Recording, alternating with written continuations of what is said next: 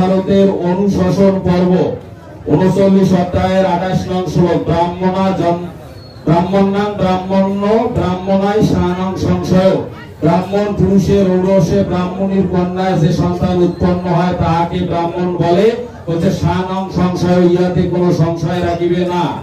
এরপরে কর্ণমুনি পূর্ণ সংহিতায় বললেন ব্রাহ্মণাং ব্রাহ্মণ্য জাত ন্যায় ক্রিয়ামুখই উচ্চতে ব্রাহ্মণ চেতি শতু জাত মহারিণী।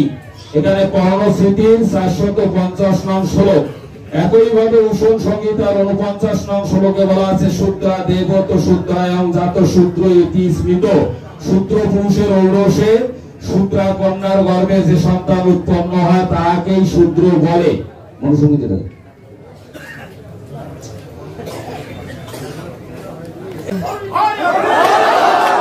এবং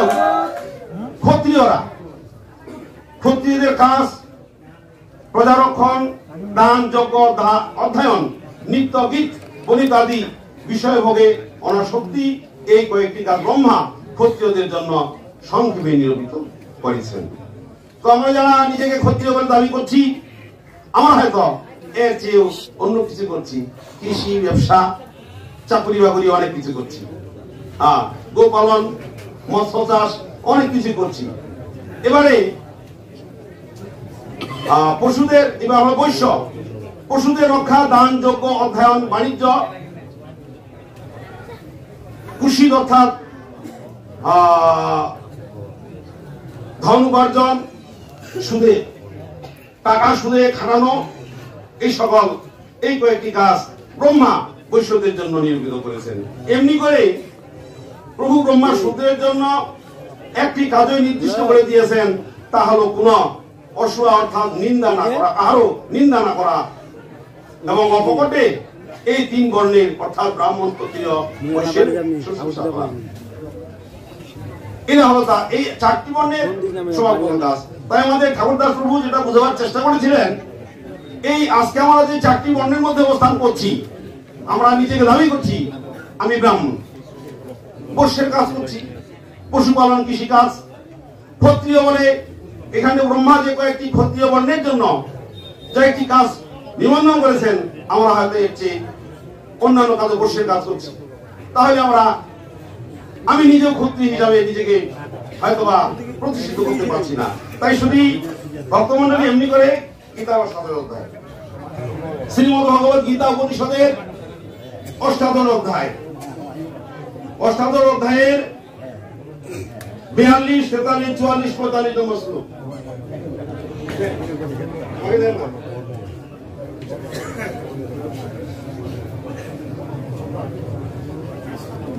অষ্টাদশ অধ্যায়ের 42 শ্লোক।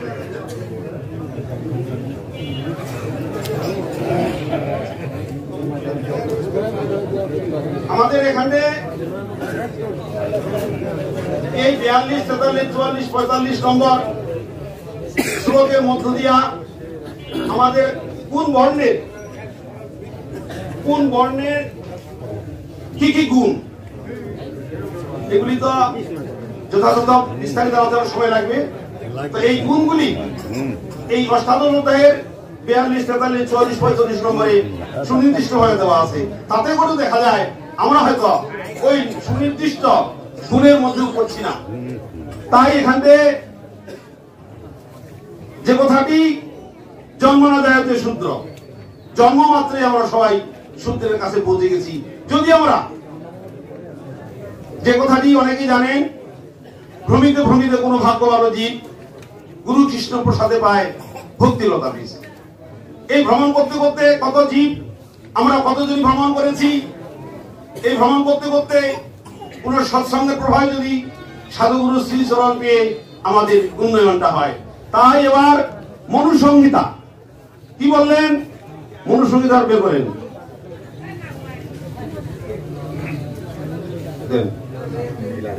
মনুসংহিতার 54 পৃষ্ঠা।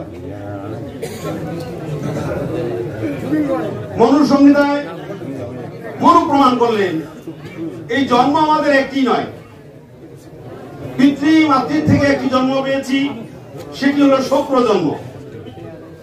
আর দ্বিতীয় জন্মটি উপনয়ন তো আমরা পেয়েছি উপবীত, সেটি একটি জন্ম।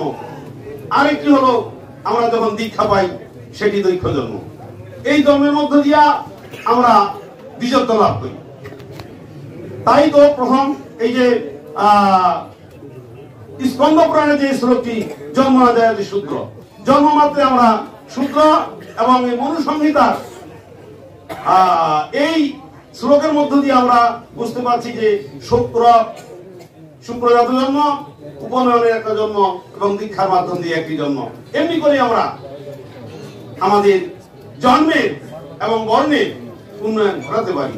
কিন্তু মূলত জন্মের শুক্র জন্মেই আমি ব্রাহ্মণ, শুক্র জন্মে ক্ষত্রি, বৈশ্য শূদ্র, এটি নির্ণয় করা সম্ভবত কতটুকু ঠিক বিজ্ঞ বিচারক মন্ডলী এটা করবেন।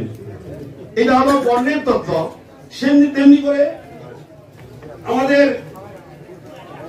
পুরাণের মধ্যে যেটি শ্রেষ্ঠ পুরাণ, প্রভুজি বললেন ভাগবতের চূড়ান্ত সিদ্ধান্ত, সপ্তম স্কন্ধের 11 অধ্যায়ের 35 শ্লোক। এটা পুনরাবৃত্তি করছি, 823 পৃষ্ঠা, 823 পৃষ্ঠা।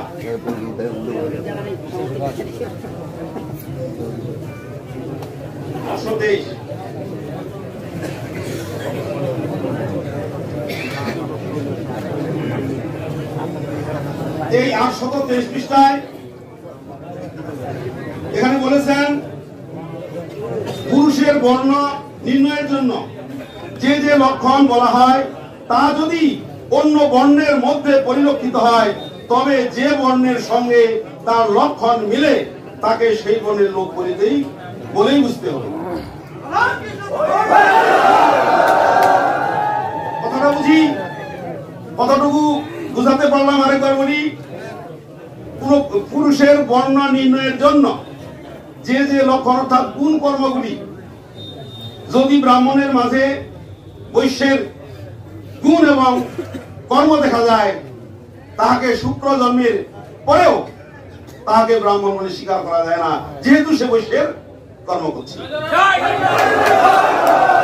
ঠিক তেমনি করে ক্ষত্রিয় এবং বৈশ্যের মাঝে যদি লক্ষণ তথা গুণ এবং কর্মের পার্থক্য দেখা যায়, তাকে সেই বর্ণের লোক বলে চিহ্নিত করতে হবে। তাই শুধু ভক্তমণ্ডলী এমনি যাই যদি হয়, এই অমর পুরাণ গ্রন্থ শ্রী শ্রী মদ ভাগবতের কত স্কন্ধ, সপ্তম স্কন্ধের দ্বাদশ অধ্যায়ের এই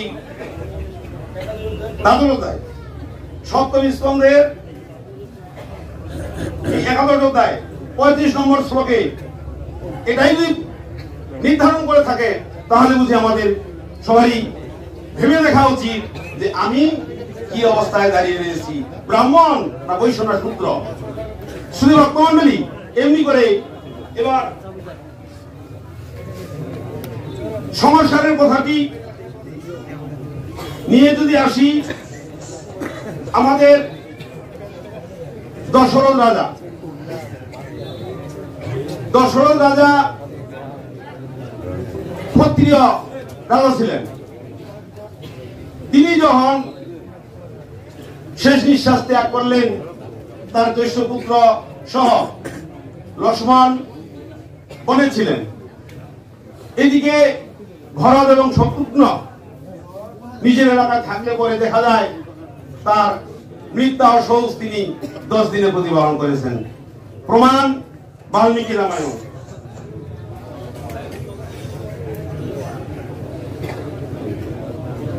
বাল্মীকি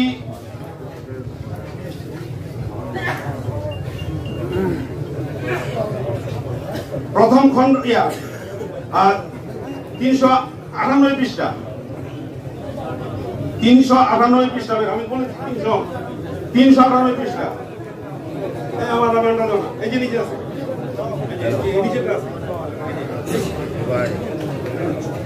বাল্মীকি রামায়ণ থেকে দশরথ রাজার অসহজ কর্ম 398। 10 দিনে প্রতিপালন করা হয়েছে।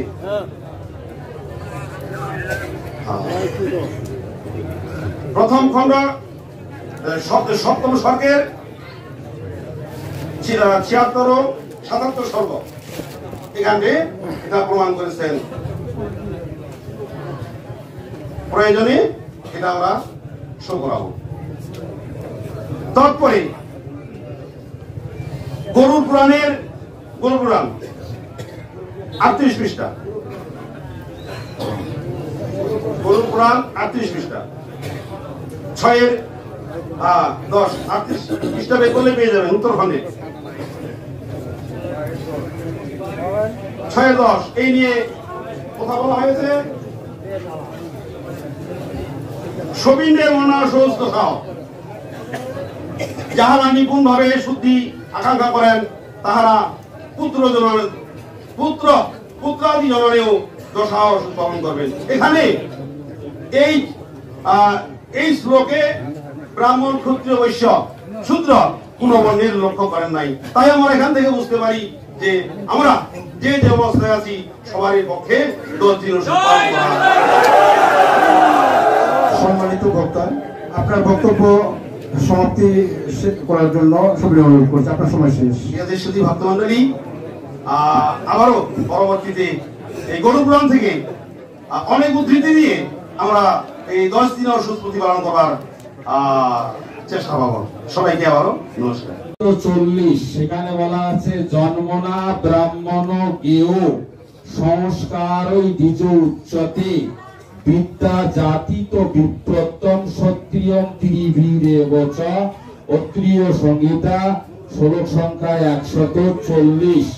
এর প্রমাণ আছে পদ্মপুরাণ সৃষ্টিকাণ্ড 46 অধ্যায়ের 130 নং শ্লোক। সেখানে বলা আছে জন্মনা ব্রাহ্মণ গেয় সংস্কারই দ্বিজ উচ্চতে বিদ্যা জাতিত বিপৃত্ত ত্রিভিরেবচ ক্ষত্রিয় লক্ষণম। এর প্রমাণ দেওয়া আছে হারিত সংহিতা অধ্যায় সংখ্যা 1 শ্লোক সংখ্যা 15। সেখানে বলা আছে ব্রাহ্মণাং ব্রাহ্মণে উৎপন্ন ব্রাহ্মণ স্মৃত।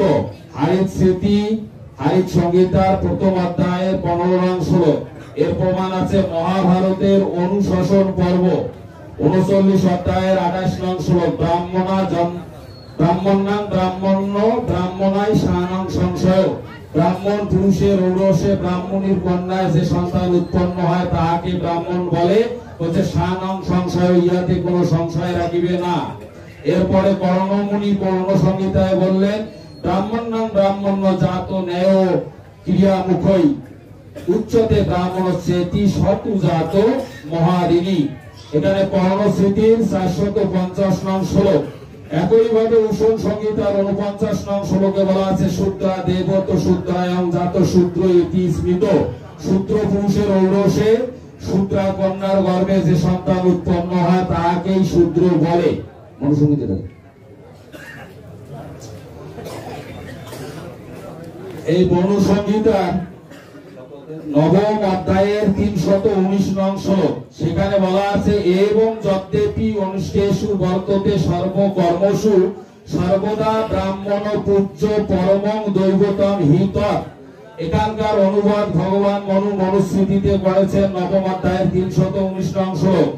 সেই রকম ব্রাহ্মণ যদি সকল প্রকার অনিষ্ট অর্থাৎ নিন্দিত কাজও প্রবৃত্তি হয় তবুও তাহাকে ব্রাহ্মণ পূজার পাত্র, কারণ ব্রাহ্মণ হচ্ছেন পরম দেবতা।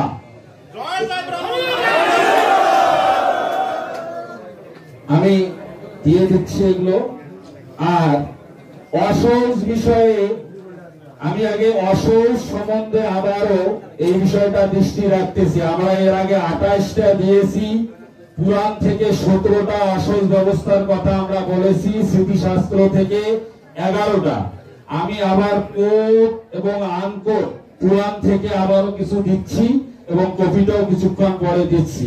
অসৌচ তার জন্য কত, অর্থাৎ কার ঘরে, ব্রাহ্মণের ঘরে কারো যদি মৃত্যু হয় কিংবা জন্ম হয়, ক্ষত্রিয়ের ঘরে কারো যদি জন্ম হয় কিংবা মৃত্যু হয়, এইভাবে 4 বর্ণের অসৌচ তার কতদিন।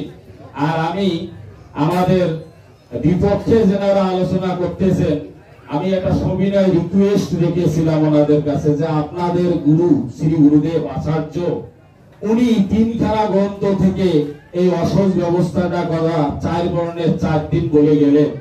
এটা কি উনি কলিযুগে লিখেছিলেন, না সত্যই লিখেছিলেন, না দাপরে লিখেছিলেন? আপনারা এটি বিচার কার্য করবেন। তিনখান গ্রন্থ কি? একখানা পঞ্চরাত্র প্রদীপ, একখানা ভক্তি রসামৃত সিন্ধু, আর একখানা সদাচার ও সাধনা। এই তিনখানা গ্রন্থ আমি ইসকনের যে প্রতিষ্ঠাতা আচার্য প্রভুপাদ, তিনি এই গ্রন্থ তিনখানা লিখেছেন। এটা আপনারা বিচার করবেন।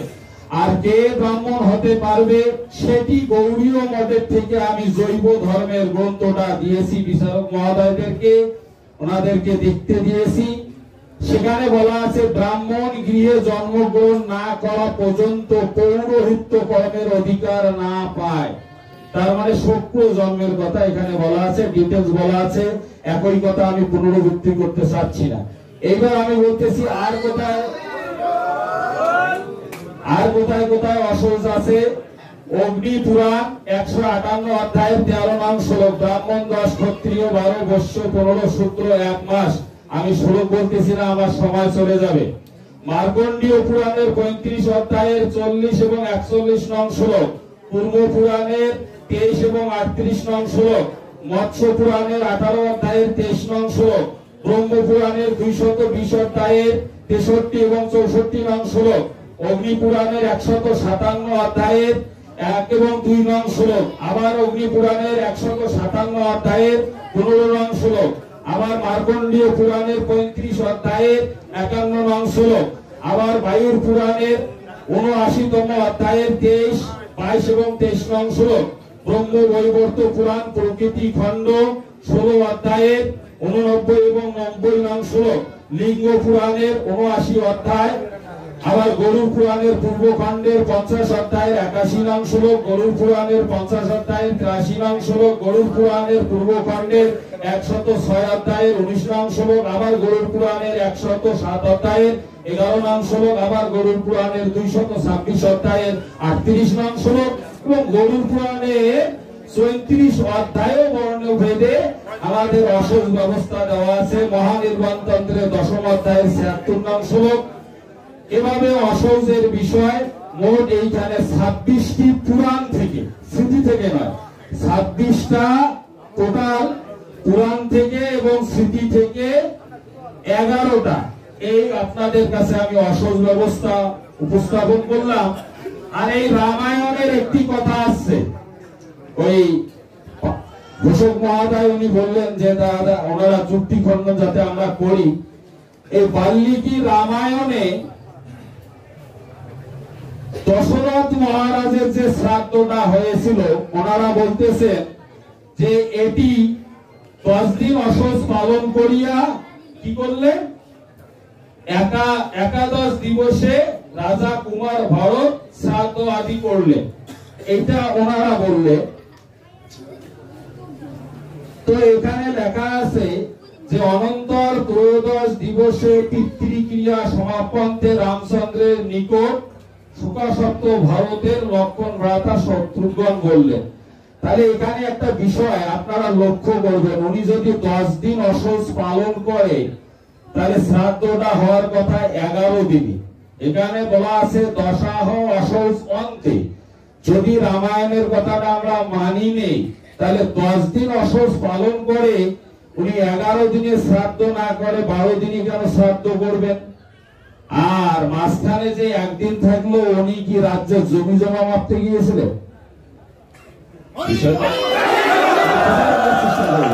এখানে আছে আমার কাছে। আরো একটা আপনাদের কাছে আমি বলি, দশরথ মহারাজ ওনার যে দাহ কার্য হয়েছে এই বাল্মীকি রামায়ণের এইখানকার অযোধ্য কাণ্ডের 76 অধ্যায়ের 13 নং শ্লোক, সেখানে বলা আছে দশরথের শ্রাদ্ধ অগ্নিহোত্রের আগুন দ্বারা হয়েছিল। এই অগ্নিহোত্রের অগ্নি বোঝেন? অগ্নিহোত্রের অগ্নি হচ্ছে মানে গৃহে যে যজ্ঞের অগ্নি রয়েছে, যারা 3 বেলা আপনার যজ্ঞ অগ্নি কর্ম আদি করে, ওই অগ্নিকুণ্ড কোনোদিন নিভে না। ওই অগ্নিকুণ্ডের অগ্নি দিয়ে বিবাহ কার্য থেকে শুরু করে একবারে শ্মশান কার্য, পরবর্তীতে আপনার শ্রাদ্ধ আদি কর্ম। এই আমরা যারা এখানে ক্ষত্রিয় রয়েছি কিংবা আরো যারা 200-400 বছর 2000 বছর আগেও মারা গিয়েছে, আমরা কি অগ্নিহোত্রীয় কেউ আছি? এটা কি আমাদের জন্য প্রযোজ্য? এটা একটু বিচার করবেন। এই যে কথাটা বলা হচ্ছে, ইনাকে বলা হচ্ছে সাগ্নিক ব্রাহ্ম, সাগ্নিক কর্মে। এই সাগ্নিক অগ্নি দ্বারা এই যে এখানে সাঙ্গিক দ্বিজগণ স্বপিণ্ডের দাহ হইতে এবং অপর ব্যক্তিরা মরণ হইতে অসহজ ব্যবহার করবে। এই দশরথ মহারাজের যে অগ্নিকার্য করা হলো, সেখানে শাস্ত্রে বলা আছে যে গৃহের অগ্নি দ্বারা করা হয়েছে। তো আমরা কেউ গৃহে কিন্তু আর এই অগ্নিহোত্র কর্ম করি না। এখানে আমরা যারা আছি 99.9% খুঁজলো আপনি কাউকে পাবেন না। এখন আমার জিজ্ঞাসা থাকলো যে এই যে এখানে বলা হলো যে 10 দিন অসহজ পালন করলেন, তাহলে ভরত মহারাজ কেন 11 দিনে শ্রাদ্ধটা করলেন না? মাঝখানে একদিন কেন কি করলেন? আবার এই মহাভারত রামায়ণের মধ্যে আপনারা দেখবেন সেখানে বলা আছে যে ভরত 13 দিবসে পিতৃকার্য সুসম্পন্ন করলেন। 12 দিনে যদি শ্রাদ্ধ শেষ হয়, 12 দিনেই যদি শ্রাদ্ধ সম্পূর্ণ হয়, 13 দিনে আবার সুসম্পন্নের কথা কেন আসবে? আমার কাছে এই রেফারেন্স বাল্মীকি রামায়ণ রয়েছে, একটা না কয়েকটা এডিশন থেকেও আমরা দিতে পারবো। আমি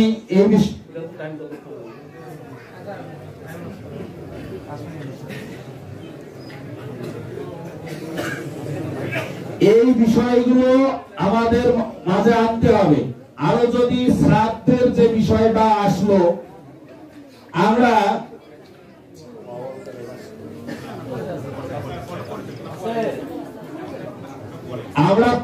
আলোচনার পরিপ্রেক্ষিতে যেহেতু আলোচনা হচ্ছে, এই শ্রাদ্ধ অসহজ আবার কার কার, আমি শুধু এতটুকু শাস্ত্র থেকে আমাদের বিপক্ষে যারা আলোচক আছে ওনাদের কাছে জানতে চাব যে আপনার যদি 10 দিনে সকলের অসহজ হয় আর 11 দিনে শ্রাদ্ধ হয়, তাহলে কোন কোন ক্ষত্রিয়গুলোর 10 দিন আপনার 11 দিনে শ্রাদ্ধ হয়েছে?